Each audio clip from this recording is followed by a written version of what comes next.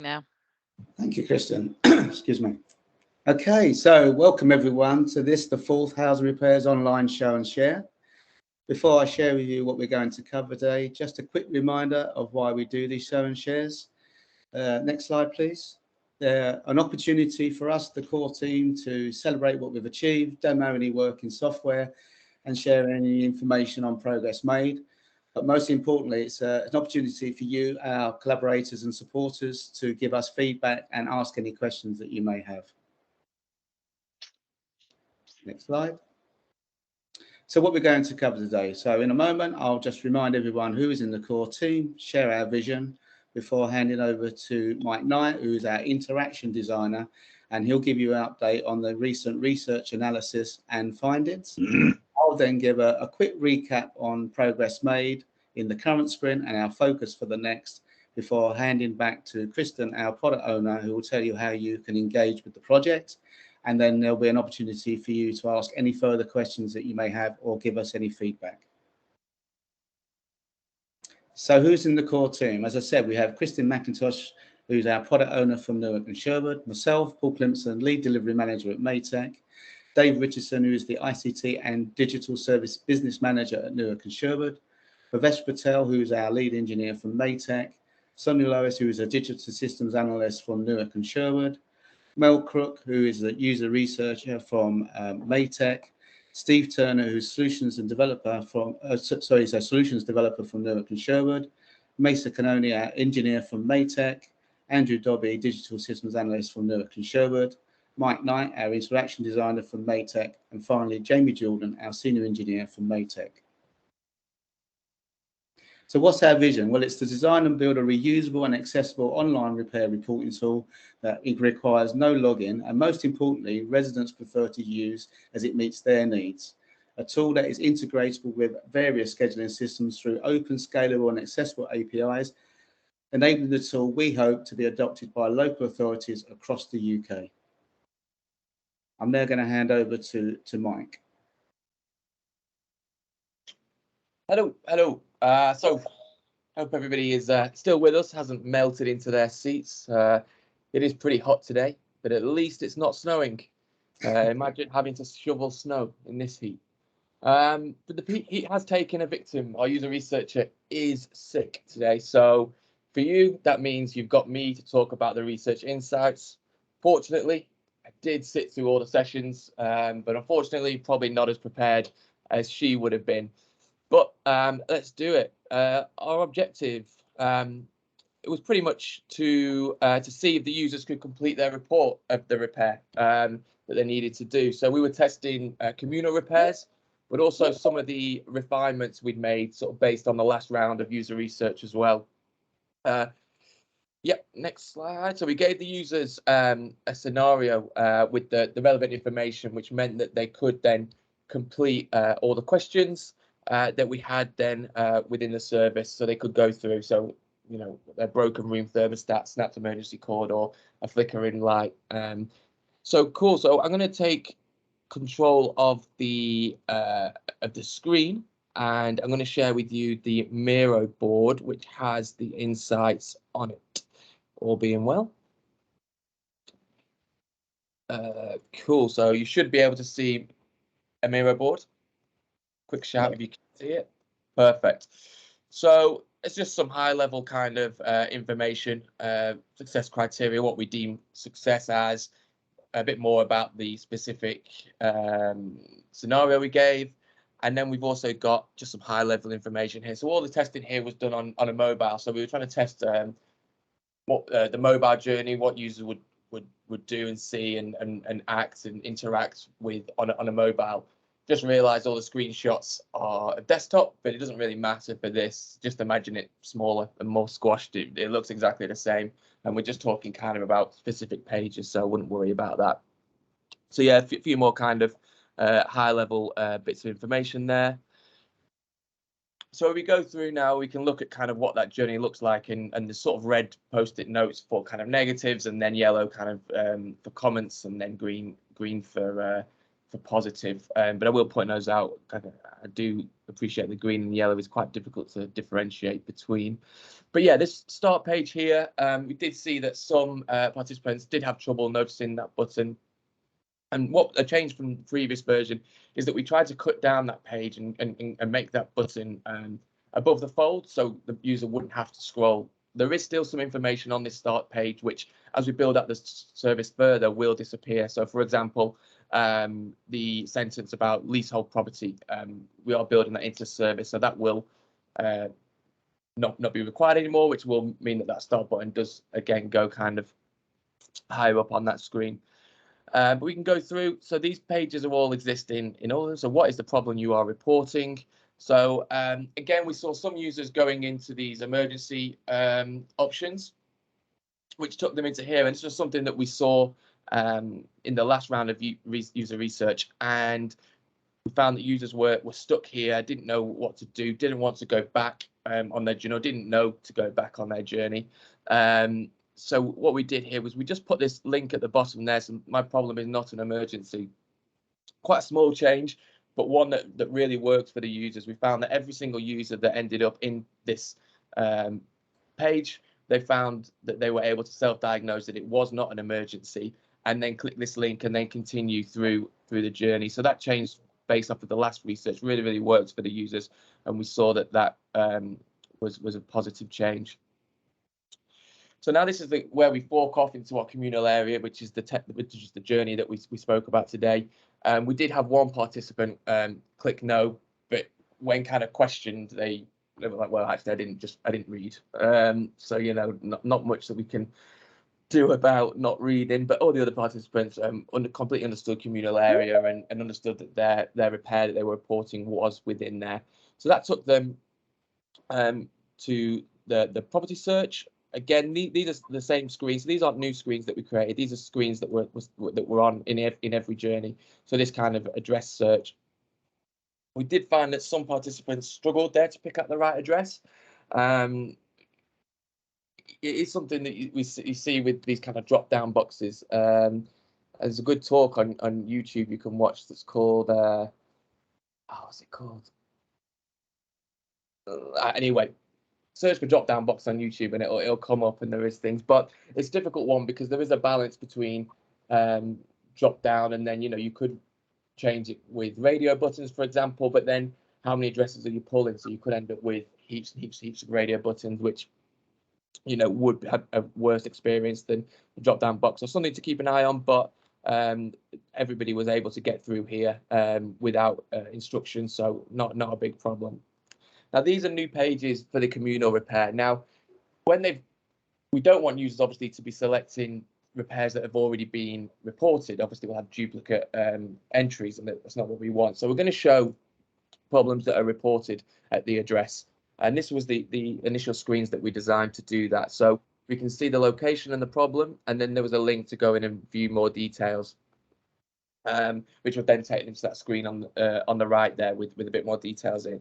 What we found was that users actually got a bit stuck here. So they would read this page or communal area, yeah, it's me. Electricals, yeah, it's me. Okay, that's me. Maybe not read view details, but they click through into the second page, and then they would be reading this. And for example, there'd be sockets. No, that wasn't mine. But then they wouldn't, excuse me, then they wouldn't know how to then progress and actually request their repair. So we did find that users were doing that. So we have designed a new page, which looks a little bit more like this. Well, it does look like this, not a little bit more, which gets rid of that, extra page and brings it all onto this single page here. So we've got all that information here. There's no extra clicking. And then also a little bit more about the problem is not listed, and a little bit more context around that, and that to request a new problem, the button is here. So bringing it all onto that one page, and then also giving a bit more context is the solution that we'll test, and then see how users react to this one. But continuing through the journey, we go through to like the triage steps that we had previously to go through. Again, users fine coming through these triage steps and self-triaging their repairs and getting through to the describe your problem in more detail page. Now this is a change page. So on the communal repairs, obviously we need a bit more information about the location or the area of the problem. Obviously, if it's in their home, they're going to be there. They can take the workman there. In communal, they might not be there or wouldn't interact with the worker, so they need a bit more information about the specific details. So this was the way that we attempted to get that information, was by adding on this question within the describe your problem in more detail page. And there was a bit of confusion, or a lot of confusion really, about what it was that was there. There was a lot of questions to Mel. You know, what is it you want here? Do you want the address? Things like that. But then once she prompted and given them a little bit more information, they all understood then what to put in. So that kind of goes towards, well, actually, it's not the question being there that's confusing. It's the content. It's the way that we're asking. So we're looking at alternative questions. So what we're doing is dropping the word location, because what we found was users were the connotations of location were at the address. So we've moved more into area. So where is the problem? And then we've got these two kind of versions. So there's this first version that is tell us exactly where in the area we can find the problem. And then we've got the second version that's tell us exactly where in the area. And then in brackets, their option from the pages. So it would be, I'll go back, where is the problem? So that would either be communal area, kitchen, outside, really to give them a bit more of a prompt to really help them and understand exactly what we're asking. So we're looking at testing these two solutions to those problems, and then hopefully finding a solution that works for our users, and then we'll be putting that into development. So a new screen as well is we moved out the upload an image of the problem, and this is across all the journeys, so communal and tenant repair, and then going to be leasehold as well. This originally was on this describe your problem in more detail page, but it's really important that we got those images. I think we spoke about it last time, so I won't go into it too much, but we pulled this page out and it tested really well. All the users understood the screen, said that they would upload a photo, they had one, and then were able also to continue and understood that they could continue if they didn't have a photo to upload. So tested really, really well. And then these pages, just the same as earlier, a little bit different hint text with it being communal, but all the participants, the user research participants, all understood these pages and got through these with no problem. And then again, these pages are just the same as we've got. And again, users understanding the screen and getting through okay. And then this final page, a little bit different content on there, but all participants understood that screen. So we found definitely some areas of improvement, some difficulties that our users had. But yeah, we've hopefully addressed those, but you know, we'll have to do more testing to see how those solutions are for our users. But that pretty much concludes all of our research and design changes from this sprint. Thanks, Mike. Are there any questions anyone wants to ask based on what Mike's just showed us?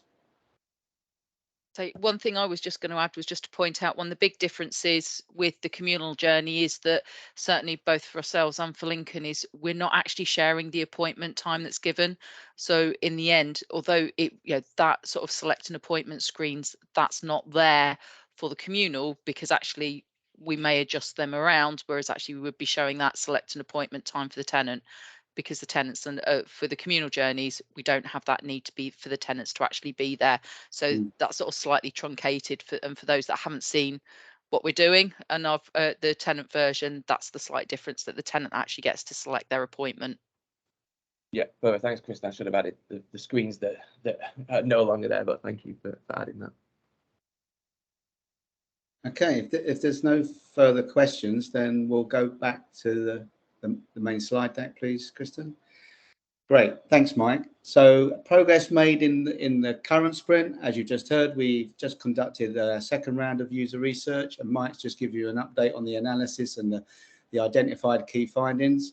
We've now created version 4 of our prototype, which currently incorporates that tenant and communal repair journeys. We've designed the leasehold repair journey, and that's now at final review stage. We're progressing the planning for the third and final round of user research on the 28th of July and 1st of August. We've provisioned cloud infrastructure using Terraform, and we've performed a tech spike to validate the DRS configuration at Newark and see how that differed from the configuration at City of Lincoln Council. Next slide. So our focus for the next round is to complete that third round of user research planning. We'll continue to, as Mike said, iterate that prototype version 4, and that will then include that leasehold journey as well as the tenant and communal. We'll complete a tech spike to deepen our understanding of how we integrate with the Capita Housing Management System. We'll commence integration of the tenant repair service that is now which is currently live at City of Lincoln Council at Newark, and we hope that will go live around early September. We'll apply the Newark website styling not only to that tenant repair service, but to the actual MVP service, which includes all those journeys, and will go live towards the end of this phase. We'll make content configurable, be that telephone numbers, office opening hours, for easier customization through that adoption process of the service. And finally, we'll progress building the redesigned tenant repair journey for the MVP service that's going to go live at the end of this phase. I'll now hand over to Kristen to tell you how you can engage with the project. So welcome to everyone that's new and first time you've seen us. We have a website, so please do go online. I think maybe Paul, can you just share the link to the website in the chat if you want to find it easily? We do post on blog, we share the Sprint show and share videos, so you can always go back and access them through there, and try and add on some more blogs when we can. Also got one particular plea, especially if you're new, please do get in contact with us and actually come and find out how you can get involved. We are looking for a partner to help prove ease of replication towards the end of this phase, and we're also just after people to get involved. We've got when we're looking at things like communal journeys, leaseholder journeys, at the moment often it's just a small pool of us that are actually contributing into that. So we do want to hear about different organizations, ways of working, experiences, so that we can actually take that into consideration and build a product that is going to meet your needs as well as our needs in a much smoother way. If we don't have that feedback and input into it, there is the potential that we're going to go off with this in one direction, which would make it more difficult for you to adapt and adopt in future. So if you'd like to get involved with that, please do reach out to us. We'd love to invite you on. It's not a commitment that you've got to take it on, but it's just a case of come in, get involved, have your say, help us shape something that's going to serve hopefully all of us in future. Thank you, Kristen. Is there any questions then from anyone in the audience? If you don't want to talk, you can chat your question in the meeting chat.